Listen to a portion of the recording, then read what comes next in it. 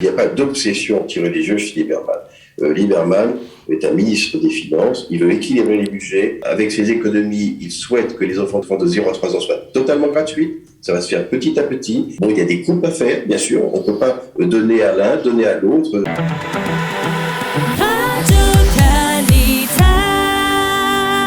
Comme chaque jeudi, eh bien, c'est l'heure de la chronique de notre ami Michael Blum. Michael, bonjour, Boker Tov. Boker Tov, Daniel. Alors ce matin, nous allons parler d'Israël Beitenou. Nous en avons déjà parlé dans la revue de la presse israélienne, mais vous allez en parler avec un invité.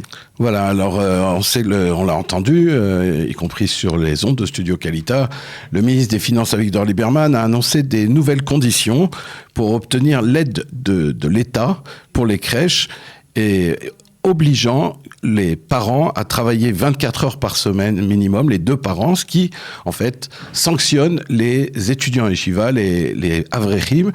Et nous voulons en parler ce matin avec Thierry Veil. Bonjour Thierry. Bonjour.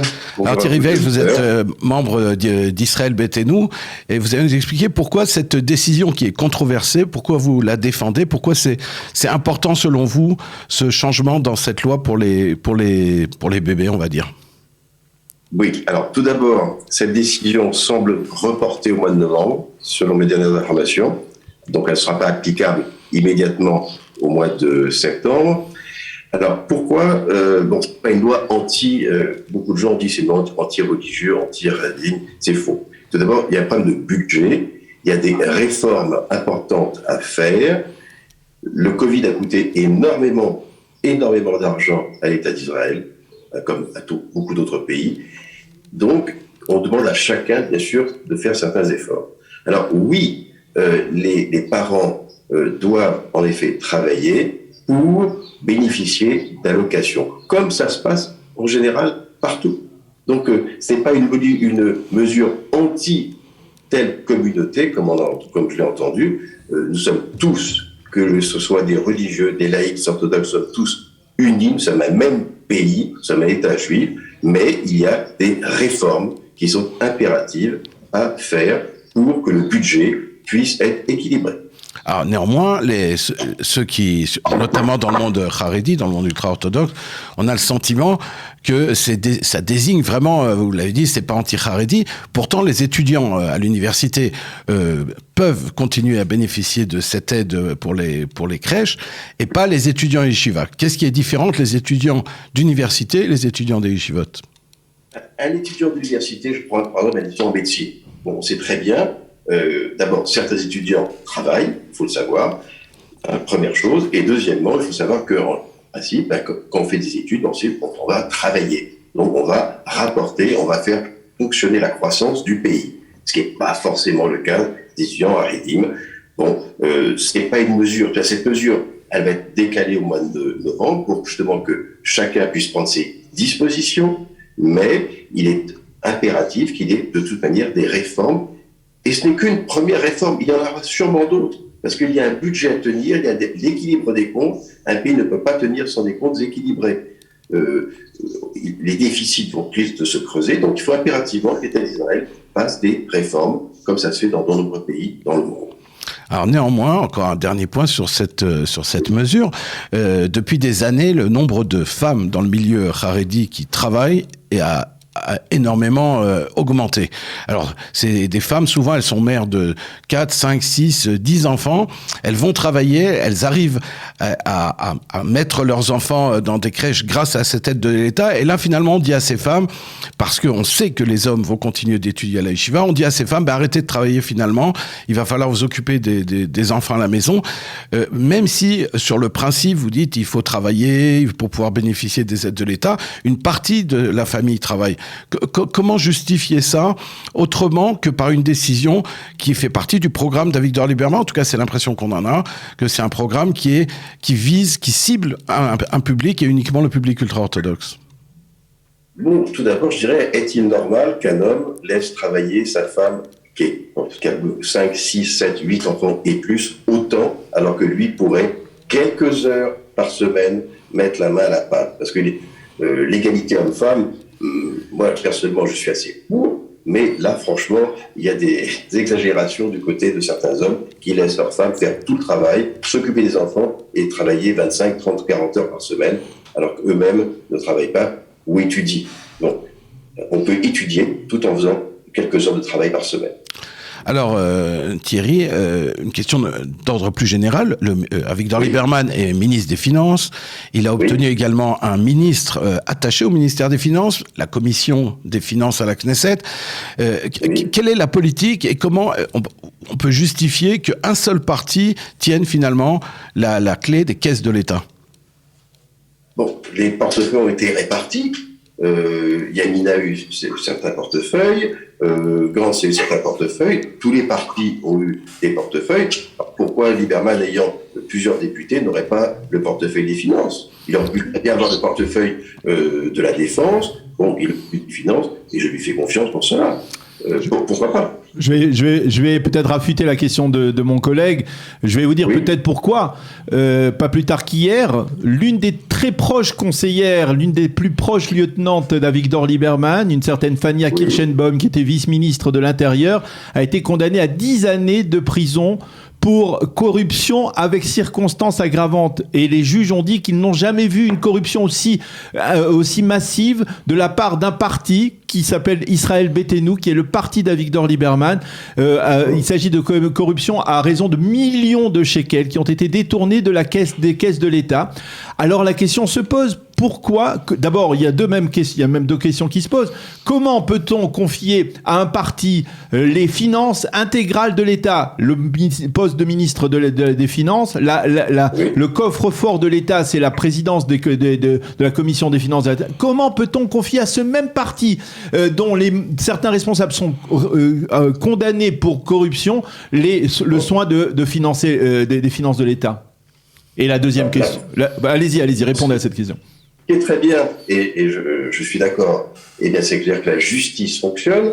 Quand quelqu'un est corrompu, quand il y a un mouton noir dans un parti, quel qu'il soit, et il y en a dans d'autres partis, je ne citerai pas le Likoud ou d'autres partis, il y en a, des personnes sont jugées, condamnées, et bien dans ce cas-là, je dis bravo. Et c'est pas parce qu'une personne du parti de Lieberman est condamnée que le parti doit être condamné. On ne jette pas tout le monde à l'eau pour une personne qui est condamnée et qui est en prison. Et je suis très heureux que cette personne en prison, si elle a détourné des millions de shekels, eh bien, ça prouve que la justice fonctionne et avis aux prochains amateurs. Rappelons qu'Avigdor Lieberman n'a pas été inquiété par la justice dans cette affaire. Je vais poser la question, c'est une autre question, parce qu'effectivement, Avigdor Lieberman n'a pas été inquiété par la justice dans cette affaire, mais on peut se poser la question, c'est pas moi qui la pose, c'est le Haaretz qui la pose ce matin, Raviter, elle se dit, mais comment, dans un parti où les membres, même les plus responsables, les seconds, les numéros 2, 3, 4, 5 de ce parti ne bougent pas le petit doigt sans demander la permission à Avigdor Lieberman, comment, Fania Kirschenbaum a-t-elle pu réaliser une corruption aussi massive sans que Lieberman n'ait été au courant? C'est sûrement une femme excessivement brillante, qui a mal tourné. Donc, Lieberman ne peut pas tout voir. Vous savez, au Likoud, Netanyahu en procès, dans beaucoup de partis, il y a eu malheureusement des hommes et des femmes qui ont été condamnés à juste titre. On ne peut pas non plus mettre tout sur le dos de Lieberman. Lieberman ne peut pas tout voir non plus à 100%. Il a quand même des responsabilités très importantes, et vous l'avez signé tout à l'heure aujourd'hui. Bon, cette personne est condamnée, elle paiera, et c'est normal. Alors Thierry, je voudrais poser une question parce qu'on connaît mal Israël Beitenou dans la communauté franco-israélienne, on va dire. Israël Beitenou, on a souvent l'impression que c'est un parti russophone ou un parti ultra laïque, parfois de droite. Parfois on a l'impression, au contraire, son obstination contre Netanyahou, que c'est parfois il s'est allié avec des partis à gauche. Comment vous définirez ce parti, Thierry ? Alors, tout d'abord, oui, je dis que c'est un parti de droite nationaliste, ça c'est clair. Alors, le mot laïque, je l'aime pas tellement, ce mot laïque. Le mot laïque, ça veut dire quoi? C'est-à-dire, les gens pensent que c'est un parti anti-religieux. Faux, c'est un parti nationaliste, sioniste, et ça pour moi c'est le plus important. Bon, certes, pas forcément très pro-orthodoxe, là-dessus on est clair, mais c'est un parti de droite, sioniste, comme il en existe d'autres en Israël. et nationaliste. C'est pour ça qu'on sait le parti de Lieberman est classé très à droite. Et je suis clair. Mais russophones, oui, on sait qu'il y a pas mal de russophones, ce qui n'empêche qu'il y a quand même des francophones qui sont sympathisants. Je ne suis pas membre, je veux dire, parce que je ne suis pas membre de ce parti, je suis sympathisant, tout simplement. Je suis membre d'aucun parti. Alors, vous êtes depuis longtemps en Israël, vous soutenez donc Israël Beiteinu. Est-ce que vous avez l'impression qu'aujourd'hui, dans cette coalition, est-ce que ça ne vous jette pas, quelque part, justement, cette coalition avec Ra'am, avec une association, avec un parti contre lequel Avigdor Lieberman a lutté pendant des années? Vous dire que je suis satisfait, ce serait vous mentir de dire oui. Bon, le parti Ra'am est là. Malheureusement, c'est un parti qui a été créé par le gouvernement précédent, qui a baissé le taux de la proportionnelle, qui était déjà assez bas, et qui a fait rentrer ce parti, qui lui a donné la possibilité d'intégrer, parce que n'oublions pas que le Benjamin Netanyahu souhaitait travailler avec le parti Ra'am. Malheureusement, il s'est trompé, sachant qu'il a fait rentrer également Smotrich, et que les deux partis ne pouvaient pas s'entendre. Donc, être satisfait, je pense que même les militants du Likoud n'auraient pas été satisfaits de voir le parti Ra'am dans la coalition. Moi-même, personnellement, à titre personnel, je ne suis pas très satisfait de voir ce parti. Tout à fait. Ça serait vous mentir de dire que je suis heureux de voir le parti Ra'am dans la coalition gouvernementale actuelle. Alors, est-ce que vous pouvez nous en dire plus sur les réformes annoncées par Avigdor Lieberman sur le programme économique donc du nouveau ministre des Finances? Alors, pour le moment, j'en sais pas peu d'autres, je vous le dis franchement. Ce qui va se passer, donc je pense qu'il va falloir équilibrer, le peu que je sache actuellement, c'est que Lieberman va essayer d'équilibrer le budget, qu'il espère avoir une croissance de 5-6 points dès cette année, dès l'année prochaine. Donc c'est pour ça qu'il y a des réformes importantes à mettre en route pour faciliter la vie de tous les citoyens israéliens. Le coût de la vie, vous le savez, on sait tous, est cher en Israël. Il y a des monopoles qui existent. Je pense qu'il y aura un certain travail à faire dans le futur pour que le coût de la vie puisse être quand même nettement plus abordable pour tous les citoyens israéliens. Alors, pendant de nombreuses années, le parti d'Avigdor Lieberman a tenu les rênes du ministère de l'Intégration. Et il y a eu le sentiment chez les Français que le Lieberman n'aidait pas beaucoup l'Aliyah de France. Est-ce que vous, quand vous avez rejoint ce parti, quand vous avez sympathisé, vous l'avez dit, avec ce parti, est-ce que vous avez l'impression que l'Aliyah de France était aussi une des priorités d'Avigdor Lieberman? Elle était une priorité comme c'était la priorité de toutes les autres aliyahs. Il n'y a pas d'aliyah prioritaire. Je suis convaincu que dès que ce problème du Covid va se calmer un petit peu, eh bien, une aliyah française va reprendre. Une aliyah importante est attendue en Israël, et tant mieux. Maintenant, au ministère de l'Intégration, de faire en sorte que cette aliyah se passe le mieux possible, que les francophones, oui, soient aidés de la meilleure manière. Et c'est ainsi que ça se fera. Je suis arrivé personnellement, j'ai fait mon aliyah, je suis monté en Israël en 2014, octobre 2014, ici. Il y a certaines aides qui existent. Bon, tout n'est pas parfait au niveau administratif. C'est vrai qu'il est plus facile d'être russophone que francophone. C'est vrai que malheureusement, tout n'est pas traduit en français. Des progrès ont été faits dans certaines administrations médicales et autres. Il y a des traducteurs aujourd'hui qui n'existaient pas autrefois. Bon, les choses se font petit à petit. On ne peut pas tout avoir non plus d'acquis.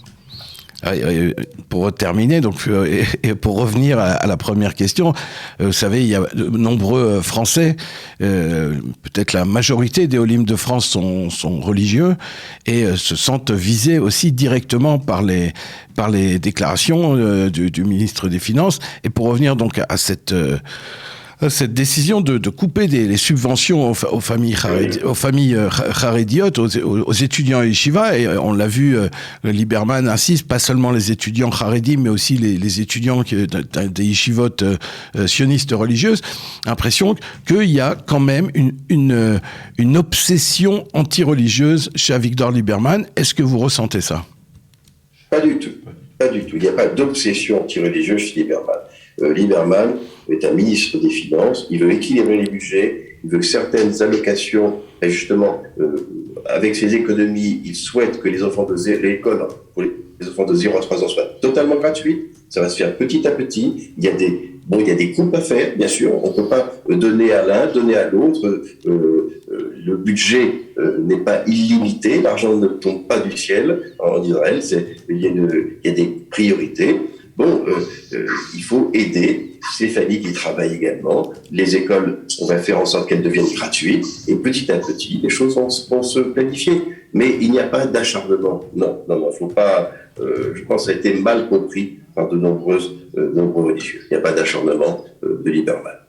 Lieberman lui-même a des religieux dans sa famille. N'oublions pas. C'est vrai. Alors, je vous remercie, Thierry Weil, et à très bientôt sur nos ondes. Très bonne journée et à bientôt. Merci beaucoup Thierry Weil, et merci à notre ami Michael Blum pour cette chronique consacrée au parti Israël. BT nous.